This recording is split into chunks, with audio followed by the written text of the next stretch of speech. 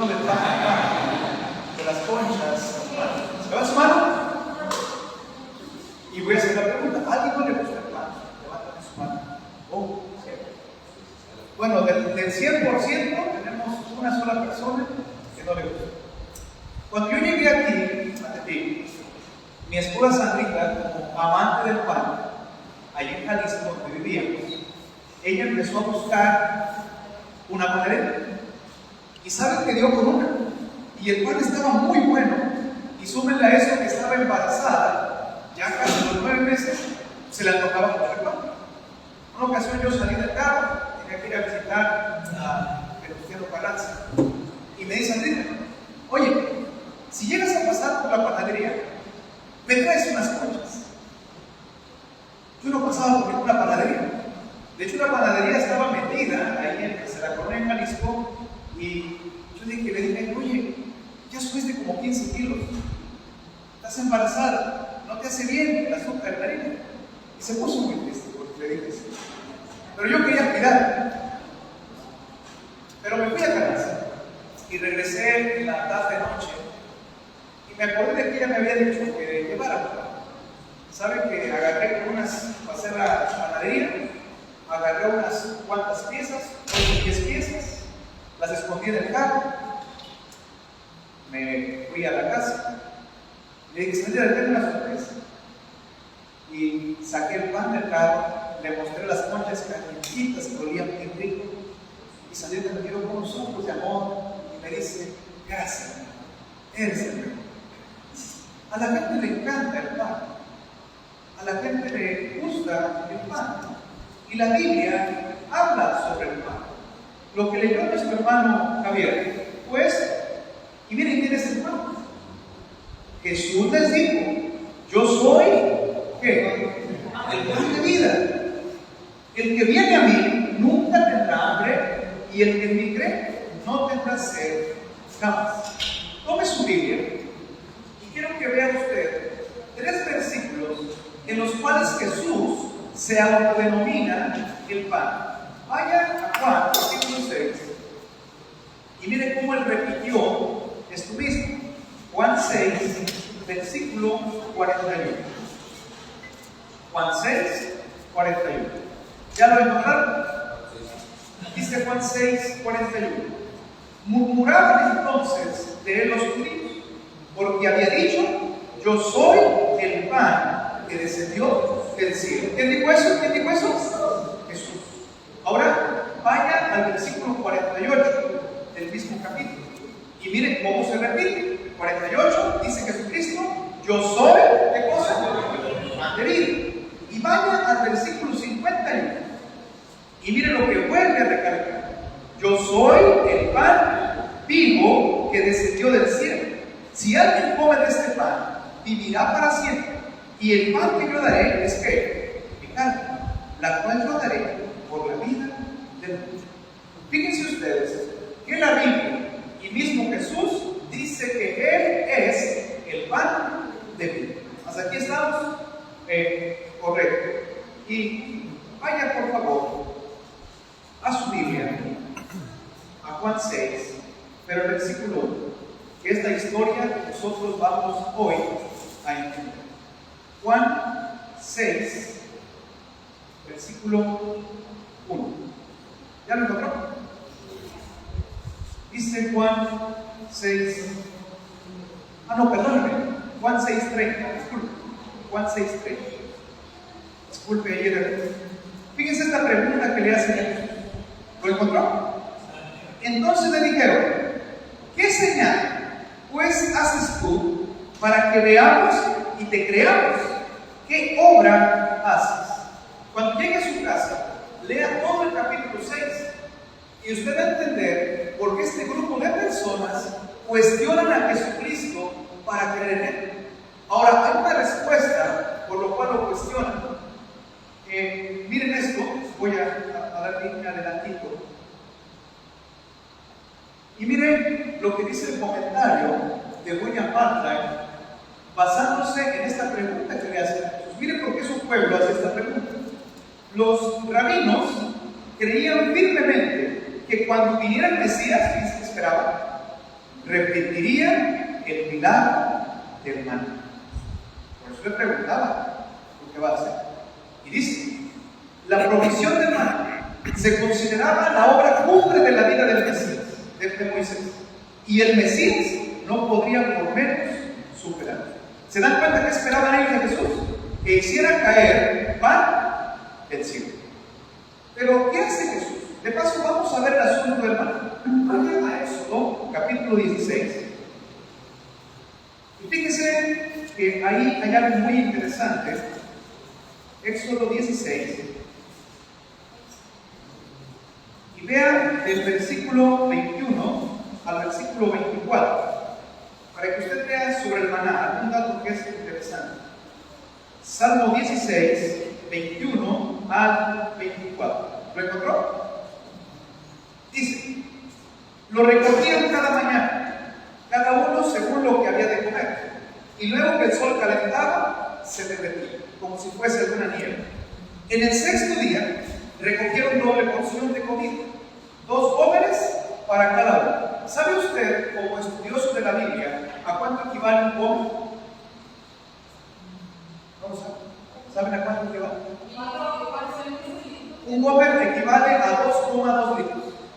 Eso quiere decir que se recogían 2 gómenes, eran 4,4 litros de maná diario para cada pan, para cada persona. Así, siga leyendo conmigo. Versículo 20. Todos los príncipes de la congregación fueron y se lo hicieron saber a Moisés. Él les dijo, esto es lo que ha dicho Jehová, mañana es sábado, el día de reposo consagrado a Jehová. Lo que tengáis que cocer, cocedlo hoy. Y lo que tengáis que cocinar, cocinadlo. Y todo lo que os sobrar, guardadlo para mañana. ¿Se dan cuenta ustedes que el viernes recogían doble porción de maná? Y se dan cuenta que el viernes, o todos los días, este maná, después, al pasar el día, se engusanaba. Pero había un día específico que no pasaba. ¿Qué día? El sábado. Y la pregunta es, ¿el pan se engusana? ¿Ustedes en algún momento han visto que el pan le salga gusano? Yo nunca en mi vida he visto un pan que le salga gusano. Se hace como una piedra, se hace duro, se enmojece, pero nunca el pan le sale gusano. Pero dice la Biblia que este pan, sí. Ahora vean lo que dice en el versículo 24.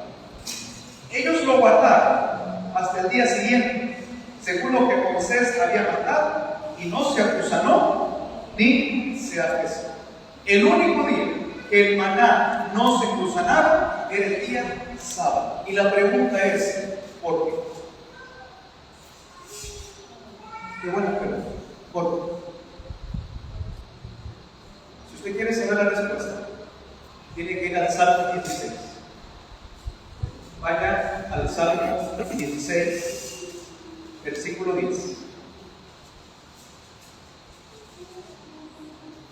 Y usted, en Salmo 16, versículo 9 y 10.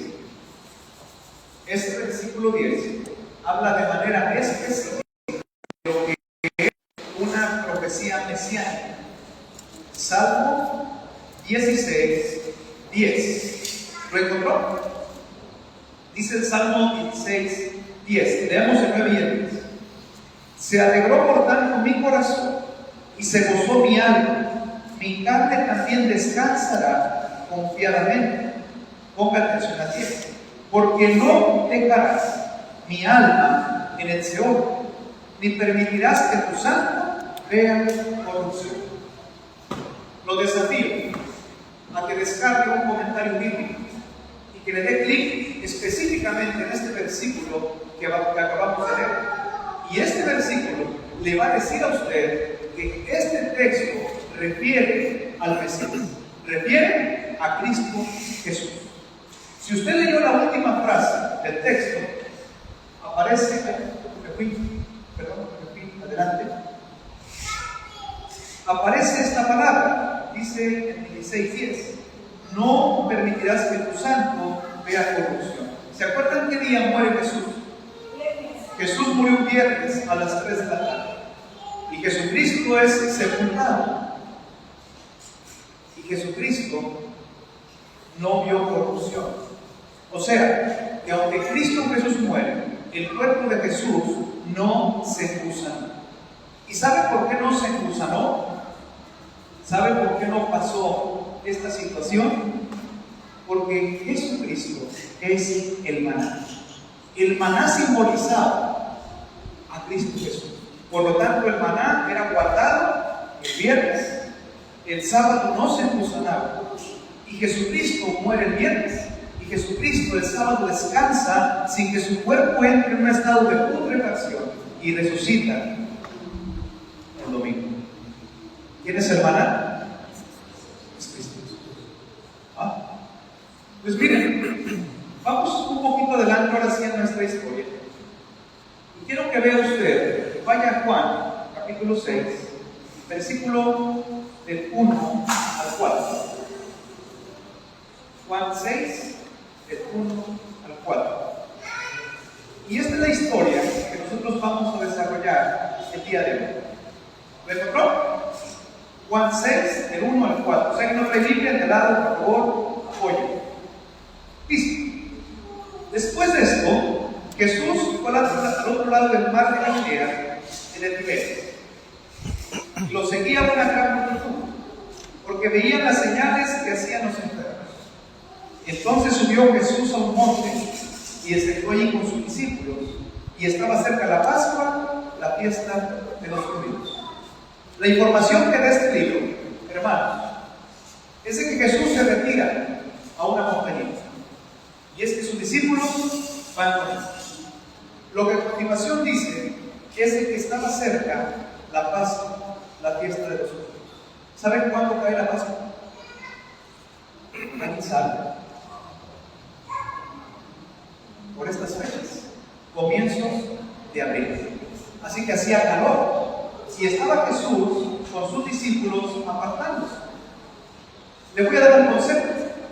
Cada vez que usted lea una historia en la Biblia, trate de que esa misma historia la pueda ver en todos los evangelios. Esa historia está en todos. Miren un dato muy importante que da Mateo. Mateo 14, versículos 13 y 14. Vaya por favor para allá. Mateo 14, 13 y 14. ¿Lo encontró? Arriba usted ve como subtítulo alimentación de los 5.000.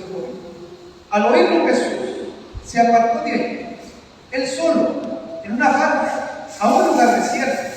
Cuando la gente lo supo, lo siguió a pie desde la ciudad. Al salir Jesús, vio una gran multitud, tuvo compasión de ellos y sanó a los que de ellos estaban enfermos. Mateo dice que Jesús llega solo, porque Jesús estaba cansado y lo que quería Jesús era apartarse para descansar. Pero cuando Jesús ve que la gente empieza a llegar, no le importó su cansancio, sino que él empezó a atender a las personas. ¿No te ha pasado que un día llegas cansado del trabajo, muy cansado, te quieres dormir y alguien toca la puerta de tu casa y tú piensas en si abrirle o no abrirle porque estás cansado? Dios llevaba muchos días de trabajo fuerte, pero eso no le impidió hacer el bien. Así que cuando tú puedas, aún estando cansado, aprende y esfuérzate para hacer el bien. Y miren, fíjense quiénes estaban ahí. Ahí dice el comentario, espero lo alcances a ver. La letra creo que no lo puede hacer bastante. ¿Lo alcanzas a ver? Sí. Fíjense qué pasó. Desde la ladera de la colina, él miraba a la muchedumbre en movimiento y su corazón se corrompía de simpatía. Aunque interrumpido y privado de su descanso, no manifestaba impaciencia. Veía que una necesidad mayor requería su atención, mientras contemplaba a la gente que acudía y seguía acudiendo. Muchas personas llegaron. Ahora, lo interesante es que estas personas llegan desde la mañana. Y dice la Biblia que era una gran multitud. ¿Cuántos te gustan? ¿Qué número te gusta para que sea una gran multitud? ver, digan una cifra. 5.100.000. Pues algunos dicen 5,000, otros dicen 10,000. Y miren lo que pasa en el versículo 5. Esto pasó. Y abra su Biblia también. En Juan 6, del 5 al 7. Juan 6, del 5 al 7. Y miren lo que dice. Cuando Jesús alzó los ojos y vio que había venido a él una gran multitud, dijo a Felipe: ¿de dónde compraremos pan para que coman esto? Pero esto decía para probar, porque él sabía lo que había de hacer. Felipe le respondió: 200 denarios de pan no bastaría para cada uno de ellos tomar un poco. Qué interesante. Ahorita nosotros, imagínense que ahorita no vamos a tener una comida aquí en la iglesia. Lo vamos a ir a nuestro hogar.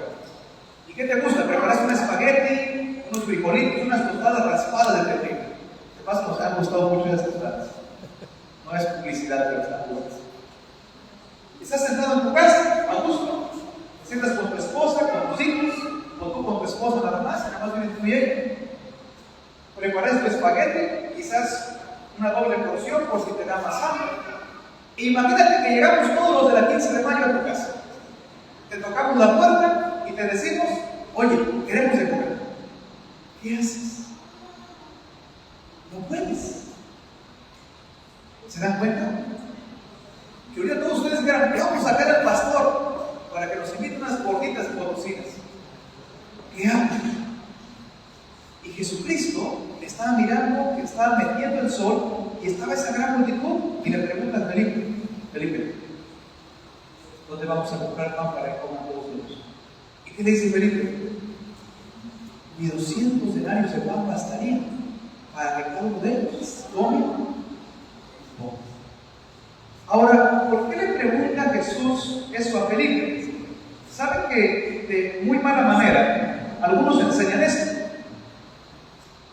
Aquí en Tiberias, ahí tú ves el puntito, ahí fue donde se juntó la multitud. Ahí estaba Jesús, la gente llegó desde la mañana, todos tenían hambre y todos querían comer. Y en la segunda flecha dice Betsaida, de ahí era Felipe. Algunos dicen que le preguntó a Felipe porque Felipe era de ahí, pero no es cierto.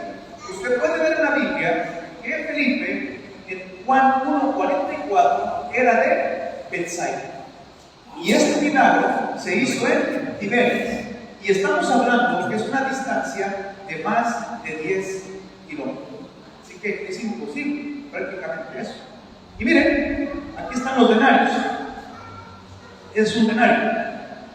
Para que entienda más claramente la magnitud de este milagro. Miren, eso dijo Felipe: 200 denarios de pan no nos alcanza. Y esta es lo que equivale al denario. Primero, un denario equivale a un día de trabajo. Como las personas trabajaban 6 días por el descanso sabático, en una semana se ganaban 6 denarios. Por lo tanto, en un mes tú podías ganar 24 denarios. Entonces, 200 denarios equivale a 8.3 meses de trabajo. Si quieres saber a cuánto equivaldría el milagro, yo puse un salario tipo Tepic de 300 pesos, que equivale a 59,760 pesos en la actualidad. Imagínate qué tanta gente era para que no alcanzara con esa cantidad para todos ellos. Es interesante esa parte. Vaya a su Biblia y vean Juan, capítulo 6, 8 y 9, porque tenemos 13 minutos para terminar. Juan 6, 8 y 9. Y miren, ahí está el versículo 9, pero creo que vean el 8 también. Juan 6, 8 y 9. ¿Lo encontraron? Sí. Uno de sus discípulos, Andrés, hermano de Simón Pedro, le dijo: aquí hay un muchacho que tiene ¿cuántos panes? 5 panes de cebada. ¿Y 2 qué? Sí. Mi versión dice pescado, pero ¿qué es esto para tal? ¿Se dan cuenta ustedes que el pan no es de trigo? Es de cebada. Y también notamos que la versión Reina Valera 60 menciona pececillos. Ahora, ¿por qué es este asunto de la cebada? Miren, voy a ir adelante. Y miren este comentario. Este comentario dice lo siguiente: la cebada era considerada como un alimento de calidad inferior. Filón enseña que es adecuada para animales irracionales como los burros y para hombres en tristes circunstancias. O sea, que si alguien comía cebada era porque era exageradamente pobre y no tenía otra cosa para comer. Este muchachito que llevó esos 5 panes, que de paso, déjenme decirles que tenían ese tamaño, el tamaño de una tortilla taquera, y que no era un pan inflado, sino que era un pan tipo tostado. De hecho, una tortilla de harina taquera dura, eso era, y eran de cebada. Y miren qué más, las lentejas, ese comentario de la Midrash, son alimento para hombres, y el forraje de cebada ¿para quién? Era considerada la cebada en tiempos bíblicos como pastura para los animales. Y miren los pececillos. Esto lo dice el comentario bíblico adventista. La palabra pececillo viene del griego oxario, diminutivo de oxo, alimento preparado, bocadillo, alimento para comer con pan, puesto que se usaban pececillos conservados secos o condimentados para comer como bocadillos o con pan. Oxario especialmente se refiere a ellos. Y dice el segundo comentario de William Barclay: pececillos parecidos a las sardinas que abundaban en el mar de Galilea eran los que se conservaban en escabeche y serían los que llevaban el muchacho para hacer más apetitoso el pan de cebada. Si usted leyó todo lo que yo leí con usted, oxario era así. Y ese pececillo o ese oxario se dejaba en el sol para que secara. Y una vez que secara, agarraban el panecito de cebada o la tortillita de harina dura de cebada y se les polvoreaba encima como si fuera una tostada con sal. Eso era todo lo que tenía. 5 panecitos y 2 charalitos. Eso es lo que vi. No había nada más. Y miren, por favor, vayan a Juan. Juan, capítulo 6. Y vean lo que dice el versículo 10 y 11. Miren esto. Juan 6, 10 y 11. Entonces Jesús dijo: haced recostar a la gente. Había mucha hierba en aquel lugar y se recostaron ¿cuántos? 5,000 varones.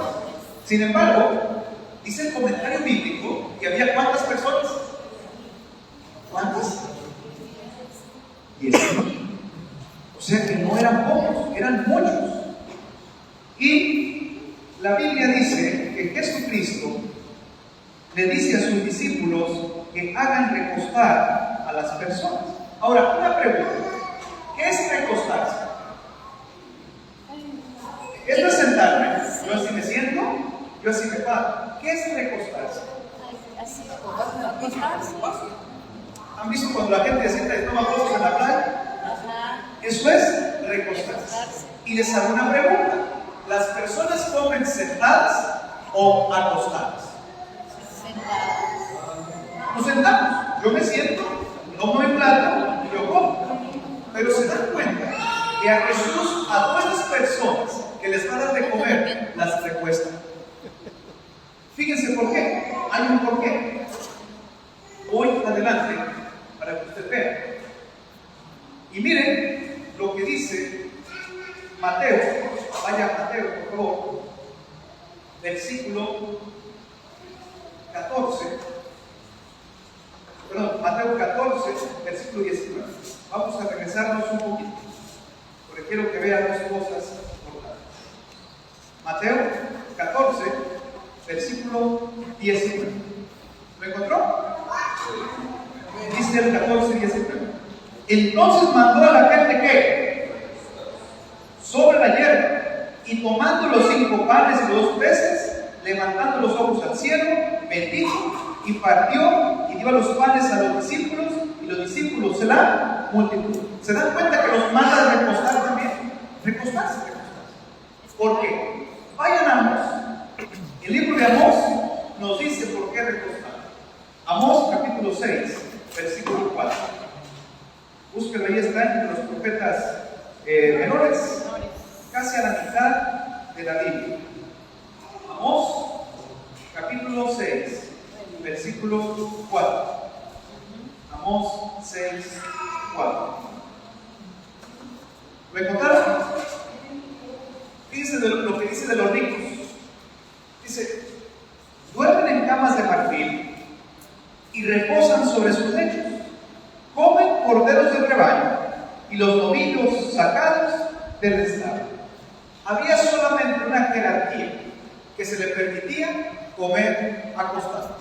Y los únicos que podían comer acostados eran los ricos.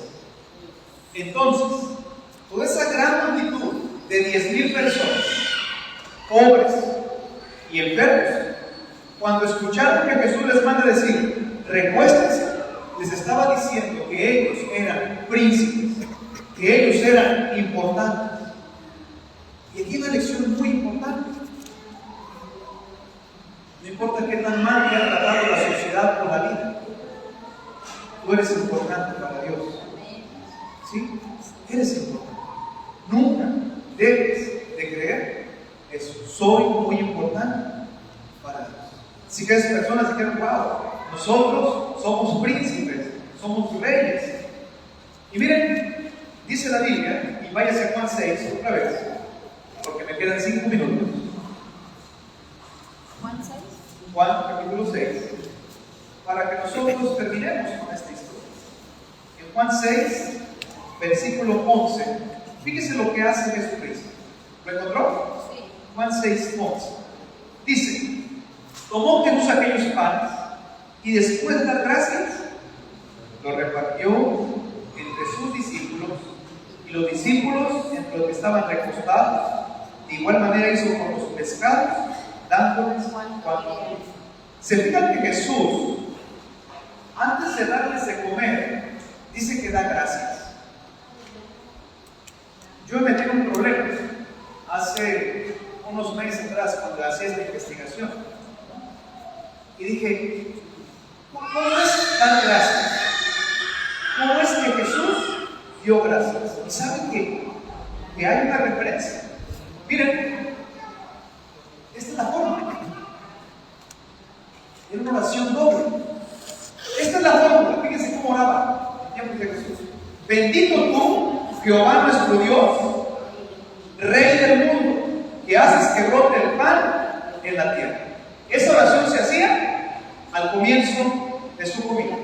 Y miren lo que dice: era costumbre entre los judíos de aquellos días hacer una segunda oración de gracias al terminar la comida. Para ellos se basaban en ¿qué? Deuteronomio 10, búsquelo por favor, búsquelo. Deuteronomio 8:10, para que vean cómo lo hacían. Deuteronomio 8:10.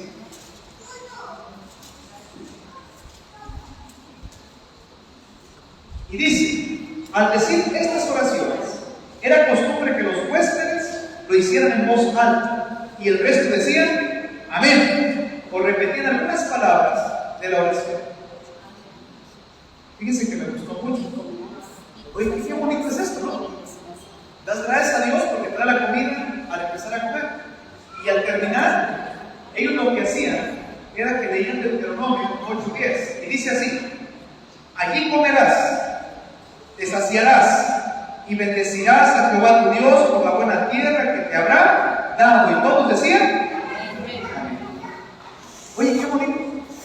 Yo no lo sabía. ¿Usted lo sabía? Yo no lo sabía. Y Jesucristo, en sus tiempos, él oraba al inicio y oraba al final. Qué maravilloso es eso. Miren, vamos adelante. Y así termina nuestra historia. Dice la Biblia, véanlo allí, si usted lo alcanza a ver, en Juan 6, 12 y 13. Cuando se hubieron saciado, usted ve que aparece la palabra implexo, que es una palabra griega, y significa alguien que ya se colmó, que ya no le cabe nada. Dijo a sus discípulos, recoged los pedazos que sobraron, para que no se pierda nada. Recogieron pues, y llenaron 12 cestas de pedazos, que de los 5 panes de cebada sobraron a los que habían comido. Era de noche. Dice el Pleso que estaban hasta acá, ya no les cabía nada a 10,000 personas con 5 tortillitas de harina y 2 taradas. Y todavía dice que esa gente que comió recostada como si fueran reyes, sobraron 12 canastas. Y Jesús da una indicación específica: recojan todo, no quiero que se pierda nada. La pregunta es, si todos estaban llenos, si esto era la cena, ¿por qué Jesús quería que no se perdiera nada? Si todos ya estaban satisfechos. Después de pensar por qué. Bueno, mire esto. Eso está muy bonito. Mayordomía Cristiana, página 31. La providencia de Dios había puesto a Jesús donde estaba y dependía de su Padre Celestial para disponer de medios con que suplir la necesidad. Fíjese, lo demás lo subrayé, pero es para usted. Cuando nos vemos en estrecheces, debemos confiar en Dios. En todo trance, debemos buscar ayuda en aquel que tiene recursos infinitos. No importa que sean 2 charanas, no importa que sean 5 panecitos. Si tú confías en Dios, Dios sigue siendo un milagro. El problema es que nuestra fe es muy limitada. Como que pareciera que hoy en día ese tipo de milagros no pudieran suceder. Y miren, ese es el motivo por el cual no debía de perderse nada. Y estamos concluyendo. Cuando se recogieron los cestos de fragmentos, la gente se acordó de quién? De sus amigos en casa. El contenido de los canastos fue distribuido entre la ávida muchedumbre y llevado por toda la región circundante. Así también, los que estuvieron en el festín debían dar a otros el pan del cielo para satisfacer el hambre del alma. Habían de repetir lo que habían aprendido acerca de cosas admirables de su Dios. Nada había de perderse, ni una sola palabra concerniente a su salvación eterna debía caer inútilmente al suelo. ¿Se dan cuenta? Jesús se pone de pie, Jesús hace oración, Jesús multiplica el pan, pero Jesús no se mueve. Jesús entrega a sus 12 discípulos. Los 12 discípulos, todos estaban recostados, van y lo reparten con todos los recostados.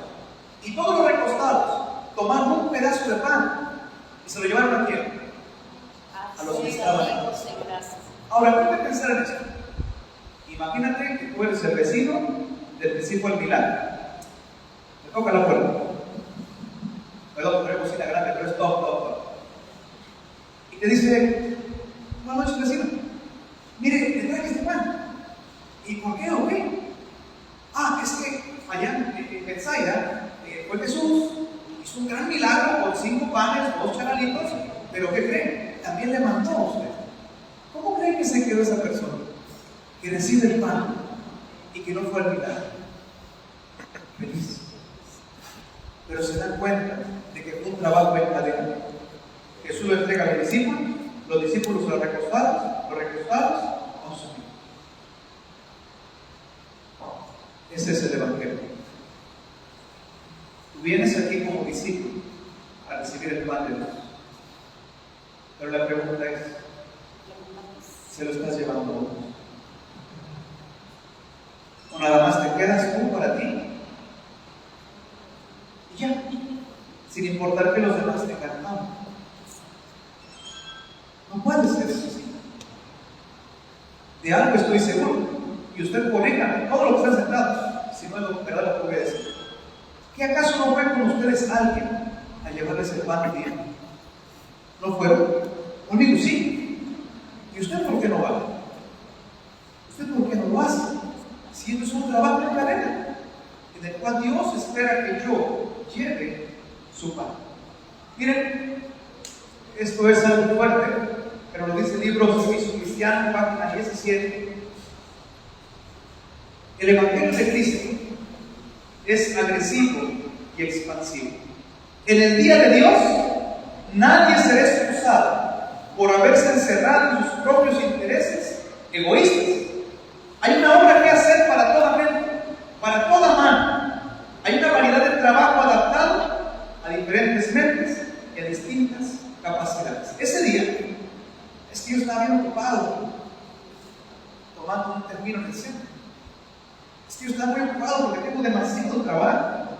Yo estoy muy ocupado porque tengo muchos problemas. Nadie será excusado. Todos tenemos algo que hacer por el Evangelio de Cristo. Y sabes, es triste que día a día, sábado de sábado, nos estamos engordando en la mano nosotros. No le llevamos el pan absolutamente a nada. Yo me bauticé porque un día un muchacho tocó la puerta de mi casa porque le gustó mi hermana. Eso quería él. Quería evangelizar.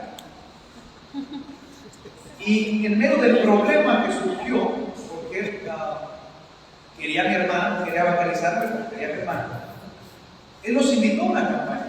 Él no me habló a mí de nada, no me dijo nada de Dios, pero él llevó una invitación. Y esa invitación, en el año 2008, hoy ustedes pueden ver un pastor dorado aquí enfrente. Quizás tú puedas pensar que no sabes mucho de la Biblia. Quizás tú puedas pensar que no va a haber gran diferencia en lo que tú hagas, pero así sea una revista, así sea que tú regales una sonrisa, así sea que tú des un vaso de agua, todo tendrá un efecto para el Evangelio de Dios. Porque Jesús toma lo sencillo, como 5 panes de cebada y 2 pececitos, y puede hacer un gran milagro. Así que la pregunta es, ¿sí?